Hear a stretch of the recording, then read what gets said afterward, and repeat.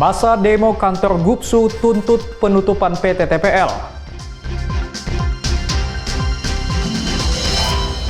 Penyelundupan 25 kg sabu digagalkan.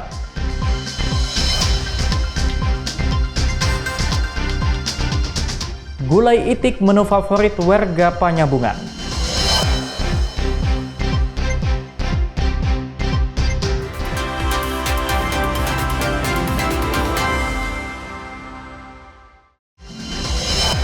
Halo, selamat pagi saudara. Kompas Sumut hari ini hadir dengan beragam informasi penting dan menarik dari Sumatera Utara. Selain 3 sorotan tadi, sejumlah informasi lainnya akan kami sajikan dalam Kompas Sumut. Bersama saya Emir Syapurba, inilah Kompas Sumut selengkapnya di Kompas TV, independen terpercaya.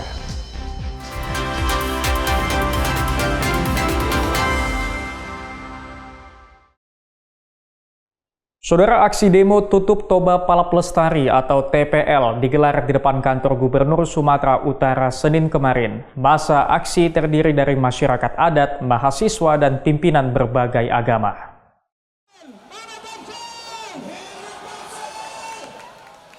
Masa aksi unjuk rasa tutup TPL tiba di depan kantor Gubernur Sumut usai berjalan kaki dari Tanah Lapang Merdeka Medan. Masa aksi juga membawa sejumlah poster yang berisikan tuntutan seperti tutup TPL, cabut izin TPL, dan pulihkan Danau Toba dari perusahaan perusak lingkungan. Masa aksi tutup TPL terdiri dari berbagai elemen masyarakat, seperti masyarakat adat, organisasi masyarakat, dan mahasiswa dari kampus yang ada di Medan. Salah satu perwakilan pengunjuk rasa menuntut pemerintah segera menyelesaikan konflik antara masyarakat adat dengan PT TPL. Menangis karena trauma, tidak ada lagi orang yang mengalami ketidaknyamanan di rumahnya sendiri, di ladangnya sendiri, di tanah leluhurnya karena gebukan, karena pukulan, karena intimidasi dari PT Toba Palap Lestari. Kita tahu siapa orang itu. Juga ada Natinggir, juga ada Natumika, ada Dolok Permonangan, ada beberapa wilayah yang mengalami kriminalisasi, mengalami konflik. Di mana negara? Perwakilan pemerintah Provinsi Sumatera Utara yang diwakilkan PJ Sekretaris Daerah bilang pemerintah provinsi akan melakukan kunjungan ke lokasi dan akan melakukan pertemuan dengan PT Toba Palap Lestari. Saya akan untuk melakukan kunjungan ke Cihamporan dan setelah itu akan kita jadwalkan pertemuan secepatnya setelah melakukan kunjungan.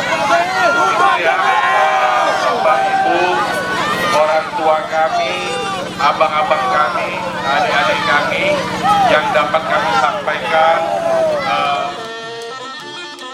Meski kecewa tidak berhasil bertemu dengan Gubernur Sumatera Utara, masa aksi memutuskan untuk membubarkan diri usai berorasi selama lebih dari 3 jam. Emir Syapurba, Ganda Malam, Kompas TV, Medan, Sumatera Utara. Saudara, Konsulat Jenderal India di Medan kembali menggelar Pekan Film India. Selain memperkenalkan budaya India melalui film, ajang ini untuk mempererat hubungan antara pemerintah India dengan Indonesia. Konsulat Jenderal India di Medan menggelar Pekan Film India selama 3 hari di kota Medan. Berbagai film India ditampilkan dalam ajang ini, seperti Bomba Raid yang mengangkat perjuangan pendidikan di pedesaan Assam, hingga Vikram, film laga Tamil yang menegangkan. Selain pemutaran film, juga digelar diskusi interaktif bersama komunitas dan penggiat film di Medan. Diskusi ini membahas bagaimana sinema India mempengaruhi penonton Indonesia sekaligus menjadi sarana diplomasi budaya. Konsulat Jenderal India di Medan menyebut film menjadi cara efektif memperkuat hubungan kedua negara melalui pemahaman lintas budaya. Medan Indian Film Week because culturally India and Indonesia are very close to each other, and therefore we wanted to bring the popular commercial Indian movies to showcase to our friends in Medan and North Sumatra. So this is our continuous effort, and this is not the first time that we have organized the film festival in Medan. This time we were having collaboration with the Medan Film Festival team led by Dr. Daniel, and we are very grateful to them that they extended a lot of support in helping us organizing these Indian films. In 3 days, we brought 6 Indian movies, and they are not from one particular language, but many languages from India. And there was a good response, and we hope that our audience enjoyed it. And we, as Consulate, are committed to bring more movies, more Indian movies to the people who like the Indian movies, and this will bring culturally the two societies much closer to each other and will have better understanding. Direktur Medan Film Festival Andi Hutagalung sendiri mengapresiasi penyelenggaraan Pekan Film India dan menyebut kegiatan ini memberikan ruang pertukaran pengetahuan sinema bagi komunitas film di Medan. Bagaimana menyampaikan pesan-pesan kebudayaan itu lewat media, dan sekarang ini media film, karena dalam film itu semuanya ada. Bagaimana juga menyampaikan itu biar sampai kepada generasi sekarang, karena kita lihat generasi sekarang ini belum tentu bisa menerima gitu ya dengan tontonan yang terkadang yang menganggap mereka itu terlalu kuno. Tapi bagaimana sekarang ini prinsipnya mengemas itu ya biar lebih menarik. Konsulat Jenderal India nantinya juga akan terus melakukan kegiatan serupa dan berkolaborasi dengan universitas juga komunitas film di Medan. Melalui film, Konsulat India berharap hubungan budaya antara India dan Medan terus tumbuh. Nurul Hasanah, Roganda Malau, Kompas TV, Medan, Sumatera Utara. Saudara, untuk mengantisipasi bencana seperti gempa dan kebakaran, ASN di lingkungan pemerintah Kota Medan mengikuti latihan antisipasi gempa. Dalam latihan ini, ASN diajarkan cara menyelamatkan diri saat terjadi bencana alam. Silakan berlindung gempa. Suasana rapat seketika berubah panik ketika alarm gempa menyala di sepanjang sudut kantor Balai Kota Medan Selasa siang. Seluruh aparatur sipil negara yang berada di dalam gedung panik dan berhamburan keluar untuk menyelamatkan diri dari reruntuhan bangunan balai. Tim penyelamat dari Badan Penanggulangan Bencana Daerah, Pemadam Kebakaran, PMI, serta Vertical Rescue berupaya menyelamatkan sejumlah pegawai yang masih terjebak dalam bangunan. Menurut Wali Kota Medan, Riko Triputra Bayu Waas, kegiatan ini sengaja melibatkan seluruh unsur agar seluruh instansi dapat berkoordinasi saat menghadapi bencana. Kita mengingat kembali, bahwasanya namanya bencana tidak akan ada yang tahu kapan datangnya. Jadi kita semua yang ada di sini, saya sendiri, bahkan rekan-rekan dari OPD dan di tingkat kewilayahan, setidaknya harus memahami apa yang harus dilakukan duluan apabila terjadi bencana. Simulasi dan latihan penanggulangan bencana ini rencananya akan terus dilakukan di lingkungan Pemko Medan. Seluruh instansi dapat bergerak cepat mengatasi bencana. Dedi Rizky Ginting, Kompas TV, Medan, Sumatera Utara. Penyelundupan 25 kg sabu digagalkan. Saksikan usai jeda.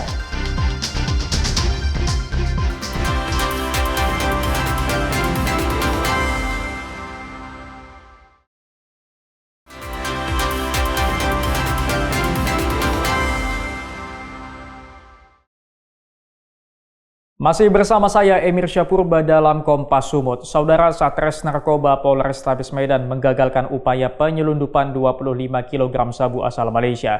Pelaku yang ditangkap di perairan Asahan menyamar sebagai nelayan untuk membawa narkoba. Visual yang Anda saksikan ini rekaman video yang direkam polisi sesaat setelah menangkap pelaku berinisial HP yang membawa 25 kg sabu asal Malaysia. Pelaku ditangkap di perairan Asahan saat berlayar dari Malaysia menuju Indonesia menggunakan sampan. Pelaku berpura-pura sebagai nelayan dan menyimpan 25 kg sabu di area tempat penyimpanan ikan. Kapolres Tabes Medan Komisaris Besar Polisi Jian Calvin Simanjuntak bilang terdapat beberapa nama yang kini masuk dalam DPO polisi yang memiliki peran sebagai pengendali pelaku. Satu DPO berperan yang memerintahkan pelaku untuk menjemput narkoba di Malaysia, sedangkan satu DPO lagi yang berperan mengerahkan pelaku untuk menyerahkan narkoba saat setelah tiba di daratan. Namun demikian, untuk pengendali dari luar masuk ke dalam, ini merupakan jaringan internasional yang sumber barangnya ada dari Malaysia sehingga dibawa sampai ke Indonesia. Pelaku kini terancam penjara selama lebih dari 5 tahun atau maksimal dapat dihukum dengan hukuman mati karena dijerat dengan Undang-Undang Nomor 35 Tahun 2009 tentang narkotika. Ferry Irawan, Kompas TV, Medan, Sumatera Utara. Saudara, 2 pelaku sindikat ganjal kartu ATM antar provinsi ditangkap usai salah memilih korban yang ternyata anggota polisi. Dari 2 pelaku, seorang di antaranya anak di bawah umur. Itulah rekaman kamera pengawas atau CCTV di sebuah gerai ATM di Kota Padang Sidimpuan yang merekam aksi pelaku mengganjal lubang mesin ATM. Kedua pelaku kemudian menunggu dan mencoba menawarkan bantuan ke korban karena kesulitan mengambil uang. Korban yang merupakan anggota polisi langsung curiga dan memilih membuntuti kedua pelaku. Kedua pelaku akhirnya ditangkap saat akan beraksi di sebuah SPBU tak jauh dari lokasi awal. Dari hasil pemeriksaan, seorang pelaku masih di bawah umur. Keduanya juga mengaku sempat berencana beraksi di Kota Sibolga, namun gagal karena ada petugas keamanan. Selain menangkap para pelaku, petugas juga turut menyita beberapa barang bukti, di antaranya 1 unit mobil, puluhan kartu ATM berbagai jenis bank, beberapa buah tusuk gigi, gergaji besi, uang tunai, dan beberapa barang bukti lainnya. Kemudian pelaku menawarkan bantuan kepada korban, tetapi korban tidak bersedia, dikarenakan korban curiga kepada pelaku. Kebetulan korban ini merupakan anggota Resmob kita, anggota Polri yang berdinas di Polres Padang Sidimpuan. Kemudian korban pergi, kemudian korban menghubungi timnya, rekannya, sama anggota Polri juga, membuntuti pelaku yang dia curigai. Ya. Kemudian ditemukan para pelaku di Desa Manunggang, tepatnya di area SPBU Manunggang, yang mana di situ pelaku juga sedang melakukan aksinya. Diketahui pelaku membantu nasabah lain untuk menarik uang tunai dari mesin ATM. Pelaku kini masih menjalani pemeriksaan dan terancam hukuman penjara selama 7 tahun. Khairul Bazar, Kompas TV, Padang Sidimpuan, Sumatera Utara. Saudara, seorang pria di Kabupaten Serdang Bedagai ditangkap polisi usai mencuri mobil yang di dalamnya ada anak balita. Beruntung anak balita tersebut berhasil diselamatkan tanpa mengalami luka.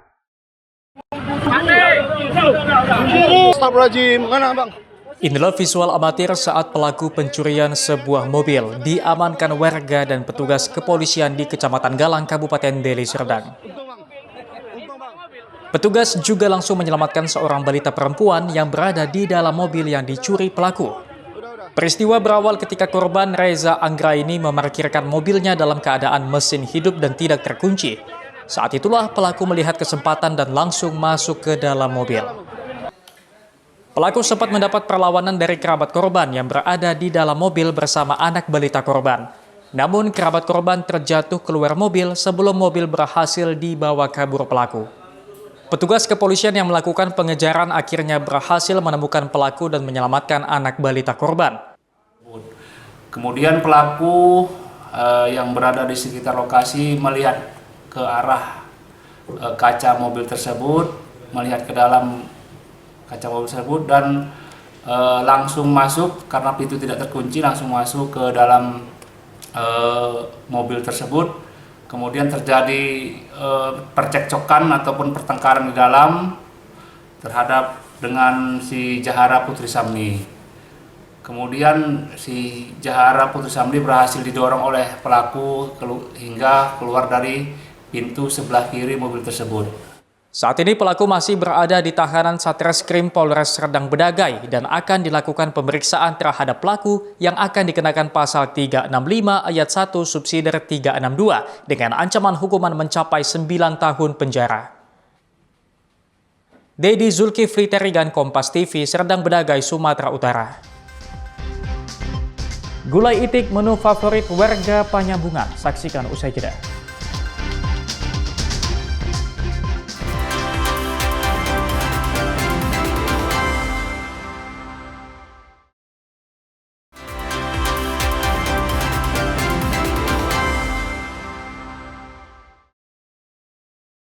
Masih bersama saya Emir Syapurba dalam Kompas Sumut. Saudara, selain kelestarian lingkungan, kemandirian ekonomi masyarakat menjadi aspek utama dalam mewujudkan pertambangan yang bertanggung jawab.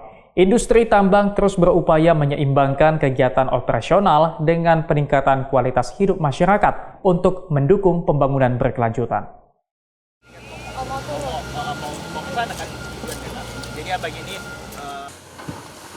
Setiap kegiatan industri memiliki resiko besar, baik dari sisi lingkungan maupun sosial. Terutama industri ekstraktif seperti pertambangan yang dituntut untuk menerapkan praktik pertambangan yang baik dalam mendorong pembangunan berkelanjutan.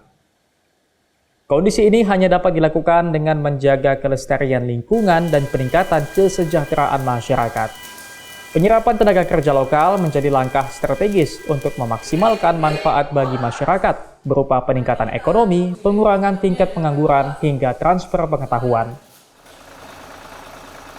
Begitulah yang dialami Serpita Tiurmagabe Butar-Butar yang menjadi operator manhouse sejak tahun 2013 di PT Agincourt Resources, pengelola tambang emas Mertabe di Kabupaten Tapanuli Selatan, Sumatera Utara. Lebih dari 70% karyawan tambang berasal dari warga sekitar. Tidak memiliki pengetahuan pengoperasian alat berat bukan menjadi penghambat. Dengan modal komitmen, Serpita mendapatkan pelatihan dari perusahaan hingga mendapatkan lisensi. Yang didapatkan dari daerah setempat, yang menyatakan kita memang orang lokal. Iya, kalau untuk udah masuk ke sini, awalnya kita tuh dikasih sama perusahaan semua, maksudnya dari lisensi, training, semuanya disampaikan, disekolahkan sama perusahaan. Tidak ingin masyarakat bergantung pada sektor tambang yang sifatnya terbatas dan tidak terbarukan, PT Agincourt Resources mendorong kemandirian ekonomi masyarakat melalui program pemberdayaan masyarakat. Program ini sebagai antisipasi ketika berhentinya operasional tambang tidak serta menghentikan perekonomian masyarakat. Ratusan UMKM berbagai bidang telah dibimbing melalui pelatihan, sertifikasi, bantuan peralatan, perizinan, pemasaran, serta penguatan kapasitas. Semuanya bertujuan untuk meningkatkan kualitas hidup masyarakat dalam aspek ekonomi.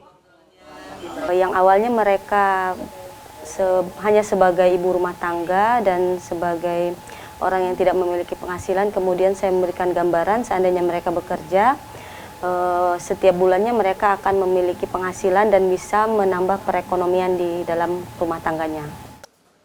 Masyarakat lokal merupakan pihak yang langsung terdampak kegiatan pertambangan. Menghadirkan pertambangan berkelanjutan tidak sekedar perbaikan proses ekstraksi sumber daya alam, namun memaksimalkan manfaat bagi masyarakat dan meminimalkan dampak negatif terhadap lingkungan. Usaha ini bisa menciptakan lapangan kerja baru, unit usaha baru yang bisa secara organik atau pelan-pelan bisa membentuk sebuah lembaga usaha yang bisa merekrut tenaga kerja. Sehingga harapannya bahwa masyarakat tidak hanya bergantung kepada kerja di perusahaan atau industri yang tentu itu sangat terbatas. Tapi dengan adanya sebuah kegiatan usaha di masyarakat yang kita harapkan adalah masyarakat bisa bekerja dengan potensi dan kompetensi dimiliki dan dia merekrut orang-orang di sekitarnya untuk mengembangkan usahanya. Kemandiriannya, mencap kemandiriannya. Perbaikan kualitas hidup masyarakat juga didukung melalui bantuan kesehatan yang telah menjadi program tahunan PT Agincourt Resources sejak tahun 2011 berupa pelayanan operasi katarak gratis. Roganda Malau, Kompas TV, Tapanuli Selatan, Sumatera Utara. Adanya acara operasi katarak gratis ini itu sangat Saudara, seorang warga kota Brastagi di Kabupaten Karo berhasil mengolah ikan red devil yang merupakan hama di Danau Toba menjadi abon yang memiliki nilai ekonomi tinggi. Usaha abon ikan red devil ini mulai dirintis Fitria Yuliani Sitorus sejak setahun yang lalu. Awalnya ia prihatin dengan banyaknya ikan red devil yang tidak dikonsumsi dan menjadi hama di perairan Danau Toba. Padahal ikan ini memiliki kandungan protein dan lemak yang tinggi dan sangat bagus untuk ibu hamil dan pertumbuhan anak-anak. Dengan menggunakan campuran rempah-rempah seperti gula merah, jahe, bawang yang dihaluskan, Fitria Yuliani mengolah abon ikan red devil yang diperolehnya dari nelayan di sekitar Danau Toba. Untuk 1 kilogram ikan red devil mampu menghasilkan sekitar 3 ons abon ikan. Saat ini, Fitria Yuliani memasarkan abon ikan red devil ini melalui daring. Ia menjual abon ikan red devil seharga Rp200.000 untuk 1 kilogram. Ada inspirasi membuat ikan red devil untuk menjadi abon. Karena kenapa? Red devil ini kan dianggap sebagai hama oleh masyarakat. Dan berita itu sudah booming dari luar negeri bahwasanya red devil ini adalah hewan hama. Seperti itu. Jadi kita gunakan red devil ini, ternyata red devil ini mengandung protein yang cukup tinggi dan lemak yang tinggi untuk pertumbuhan dan perkembangan anak dan ibu hamil untuk mencegah stunting. Jadi sebagaimana yang pada saat ini adalah stunting itu digawe-gawekan oleh masyarakat dan oleh Bapak Presiden kita untuk dicegah. Jadi Dinas Kelautan dan Perikanan Kabupaten Karo sangat mendukung upaya yang dilakukan Fitria Yuliani agar populasi ikan red devil dapat dikendalikan dan mampu memberikan nilai ekonomi bagi masyarakat di Danau Toba. Jadi kedepannya dengan adanya nanti pengolahan red devil ini, populasi red devil di Danau Toba akan semakin berkurang, yang nantinya bisa meningkatkan produksi ikan endemik di Danau Toba. Dan saat ini bisa juga nanti sebagai sumber pemasukan bagi nelayan-nelayan kita. Kini Fitria Yuliani berharap dukungan semua pihak untuk dapat mengembangkan inovasinya agar mampu mensejahterakan masyarakat di sekitar Danau Toba. Hendri Setiawan, Kompas TV, Karo, Sumatera Utara. Saudara, hidangan gulai itik dengan sajian kuah santan menjadi menu primadona warga di Kabupaten Mandailing Natal. Betapa tidak, kuah santan dengan rasa pedas dipadu gurihnya daging itik dijamin akan membuat Anda ketagihan. Gulai itik Jamanggis, itulah menu andalan salah satu rumah makan di Jalan Lintas Timur Panggorengan, Kota Panyebungan, Kabupaten Mandailing Natal. Gulai dengan sajian kuah santan pedas dipadu gurihnya daging itik menjadikan menu ini selalu diburu oleh masyarakat. Proses pembuatan gulai itik sendiri tidak terlalu rumit. Aneka bumbu seperti irisan bawang merah, serai, cabai giling merah, dan rawit serta lengkuas menjadi bumbu utama yang dimasak dengan potongan daging itik dan sedikit kuah santan. Untuk menambah rasa gurih dan menghindari aroma amis, pengelola rumah makan menambahkan sedikit campuran air perasan asam. Untuk menjamin kelezatan rasanya, pengelola rumah makan memasak gulai itik dengan menggunakan kayu bakar. Kalau masak kayu bakar, dia lama, rasa apanya agak lama, enggak gampang basi. Oke, artinya tahan lama. Tahan lama dia. Kalau memakai gas, sebentar aja udah agak berbau ya. Berbau lah dia. Oke, dari cita rasanya Bang, itu mempengaruhi nggak Bang pakai kayu bakar ini Bang? Pasti. Itu seperti apa? Kayu bakar ini karena dulu pun masak pakai kayu bakar, biar enggak biar tahanlah dia. Aromanya pun aroma kayu itu pun masuk dia ke dalam ke dalam gulai itu. Setiap hari, sedikitnya 7 hingga 10 ekor itik diolah untuk memenuhi pelanggan. Bahkan tak jarang pelanggan harus menunggu lebih dari 1 jam untuk dapat menikmati gulai itik ini. Gulai itik yang ku nikmati hari ini, saya sudah nunggu mulai dari jam 11 tadi. Ternyata baru masak jam 12:15. Saya sangat suka kepada cita rasanya, pedasnya terasa. Yang kedua tidak ada amis, dan dagingnya pun agak lembut, nggak keras dia. Jadi ditambah lagi tadi ada acarnya, tomat, bawang dan cabai rawit. Memang sering datang sini untuk? Oh iya, kadang sekali 3 hari kalau saya lagi di Penyambungan. Dan ini menjadi menu wajib makan siang saya di hari Selasa atau hari Kamis. Harus Bang ya? Harus. Untuk satu porsi gulai itik dibanderol dengan harga Rp20.000 plus hidangan nasi panas. Tim Liputan Kompas TV Mandailing Natal, Sumatera Utara. Sampai di sini Kompas Sumut hari ini. Anda bisa menyimak video tayangan kami di kompas.tv atau siaran langsung via streaming di kompas.tv/live. Kami undur diri, tetap saksikan rangkaian program berita di Kompas TV, independen terpercaya.